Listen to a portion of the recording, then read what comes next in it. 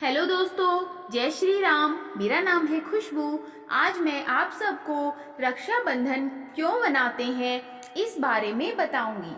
अगर आप मेरे चैनल पर नए हैं तो सबसे पहले चैनल को सब्सक्राइब करें, वीडियो को अंत तक सुनें और मुझे सपोर्ट करें। रक्षा करने और करवाने के लिए बांधा जाने वाला पवित्र धागा रक्षाबंधन कहलाता है।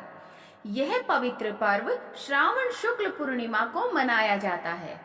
इस दिन बहनें अपने भाई की रक्षा के लिए उनकी कलाई पर रक्षा सूत्र बांधती हैं और भाई बहनों को जीवन भर उनकी रक्षा करने का वचन देते हैं।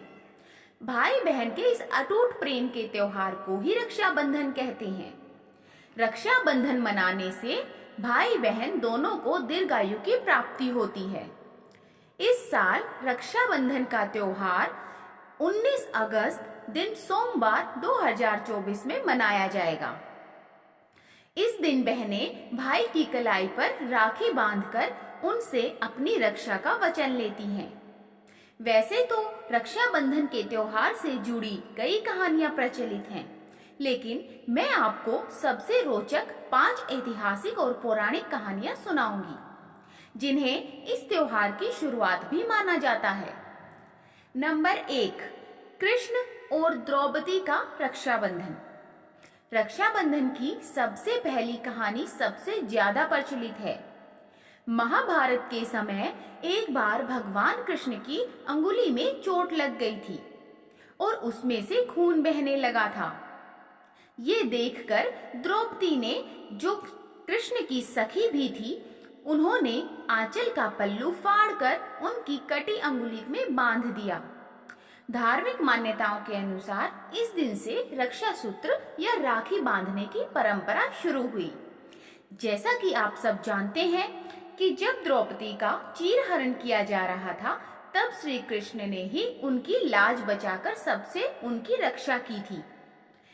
नंबर 2, युधिष्ठिर का सैनिकों को राखी बांधना। राखी की एक अन्य प्रचलित कहानी है कि महाभारत के युद्ध में युधिष्ठिर ने कृष्ण से पूछा कि मैं सारे दुखों से कैसे पार पा सकता हूँ। तो कृष्ण जी ने कहा कि तुम अपने सभी सैनिकों को रक्षा सूत्र बांधो, इससे तुम्हारी विजय पक्की है। युधिष्ठिर ऐसा ही करता है और उन्हें विजय मिलती है। ये घटना श्रावण माह की पूर्णिमा को हुई थी, इसलिए इसे रक्षाबंधन के रूप में मनाया जाने लगा और इस दिन सैनिकों को राखी बांधी जाती है। नंबर 3, राजा बलि और मां लक्ष्मी का रक्षाबंधन।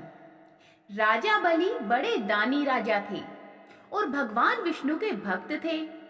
एक बार वे भगवान को प्रसन्न करने के लिए यज्ञ कर रहे थे। अपने भक्त की परीक्षा लेने के लिए भगवान विष्णु ने एक ब्राह्मण का वेश धरा और यज्ञ पर पहुंचकर राजा बलि से 3 पग भूमि दान में मांगी। राजा ने ब्राह्मण की मांग स्वीकार कर ली। ब्राह्मण ने पहले पग में पूरी भूमि और दूसरे पग में पूरा आकाश नाप दिया। राजा बलि समझ गए कि भगवान उनकी परीक्षा ले रहे हैं, इसलिए उन्होंने फौरन ब्राह्मण की तीसरा पग अपने सिर पर रख लिया। उन्होंने कहा कि भगवान, अब तो मेरा सब कुछ चला गया है, अब आप मेरी विनती स्वीकार करें और मेरे साथ पाताल में चलकर रहें। भगवान को राजा की बात माननी पड़ी। उधर मां लक्ष्मी भगवान विष्णु के वापस न लौटने से चिंतित हो उठी।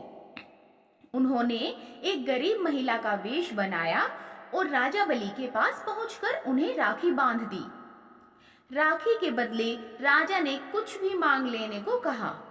मां लक्ष्मी फौरन अपने असली रूप में आ गई और राजा से अपने पति भगवान विष्णु को वापस लौटाने की मांग रख दी। राखी का मान रखते हुए राजा ने भगवान विष्णु को मां लक्ष्मी के साथ वापस भेज दिया। नंबर 4, देवराज इंद्र और इंद्राणी की राखी। माना जाता है कि एक बार दैत्य वृत्रासुर ने इंद्र का सिंहासन हासिल करने के लिए स्वर्ग पर चढ़ाई कर दी।